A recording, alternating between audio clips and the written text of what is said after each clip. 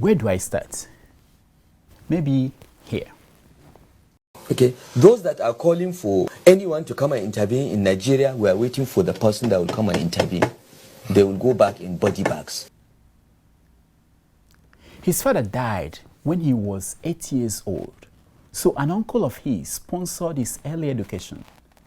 You would think that someone like him, whose palm kernels were cracked for him by a benevolent spirit, would not forget to be humble as our ancestors demand.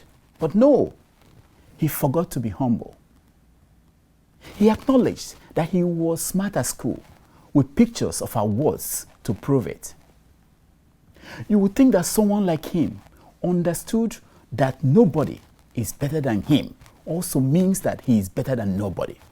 But no, he forgot that he is better than nobody. He wears with pride the badge of arrogance.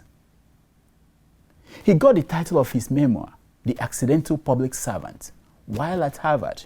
You think that someone like him learned what our ancestor, Chinua Achebe, meant when he said that our humanity is contingent on the humanity of our fellows. No person or group can be human alone. We rise above the animal together or not at all. But no, he forgot to rise. Despite schooling at Harvard, Georgetown, London, he still forgot to rise. Welcome to Urgent Care, where we treat matters too urgent to wait for tomorrow. I am Dr. Damages.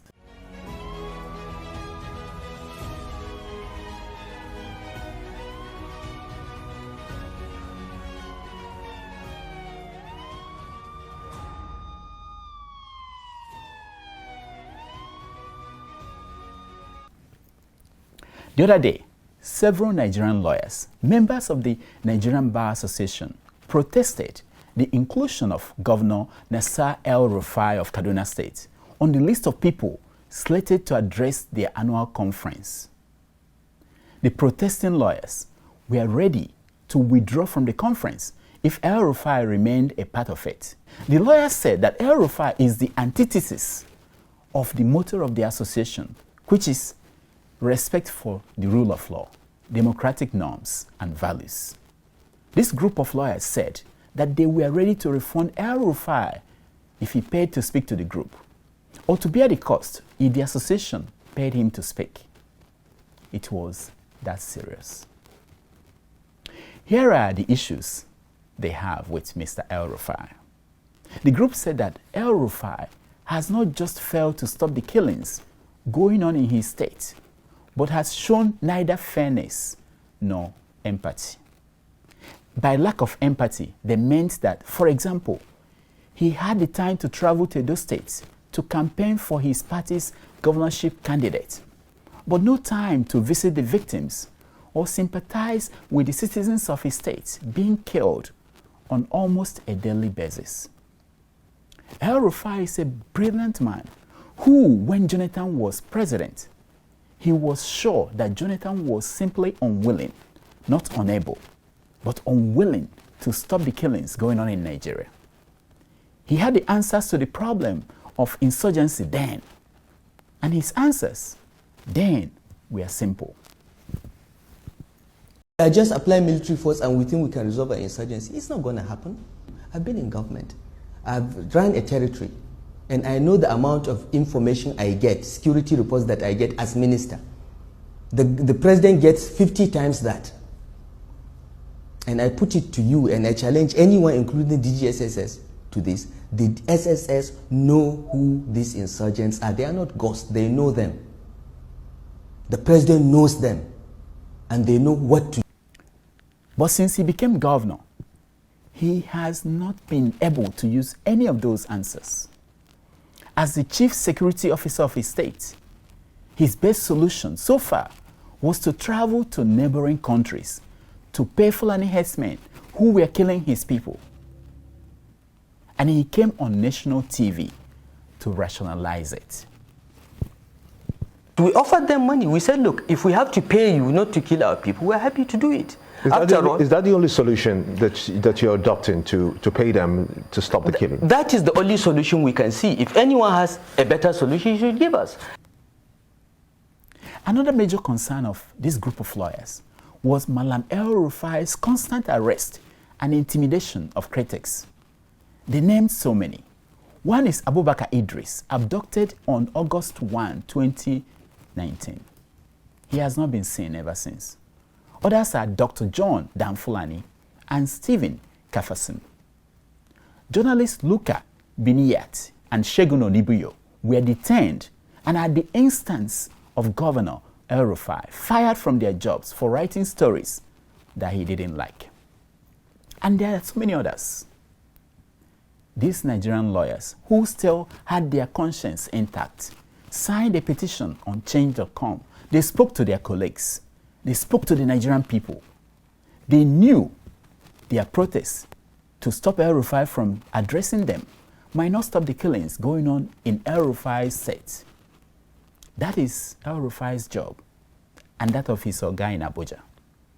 They knew that their protest might not stop El Rufai from ordering the arrest of more people who dared to criticize him or dared to hold him accountable.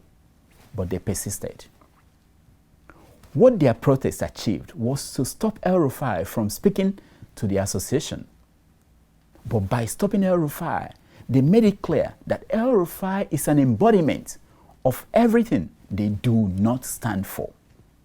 By stopping El Rufai, they sent a message that the days of pampering characters like El Rufai, who undermine the rule of law, democratic norms and values, are over. Some have whispered that the trouble with El Rufai is not his own making. They say that it all stems from the fact that he's not twice as tall. But no. He's not the first man who is not twice as tall. There are so many people not twice as tall who are nice, humble, and fair. Are those too much traits to ask for in a public servant? Upon close examination, people like El Rufai, who take great pride in acting as if they are better than others, are often people who, deep inside, are afraid that others are better than them. It is of no consequence now, but El Rufai was slated to speak on who is a Nigerian, a debate on national identity. How did Achebe put it again? You have to be a human first before you become a Nigerian. No? That's not it. Oh yeah, I remember now. Our humanity is contingent on the humanity of our fellows. No person or group can be human alone. We rise above the animal together or not at all. Africa, who did this to us? Who did this to us? Hi, are you tired of the limitations in time and the number of people who can join your Zoom call? Are you a business that pays a lot for Zoom subscription? There is a better alternative. It is called Connector. It doesn't use as much data as Zoom.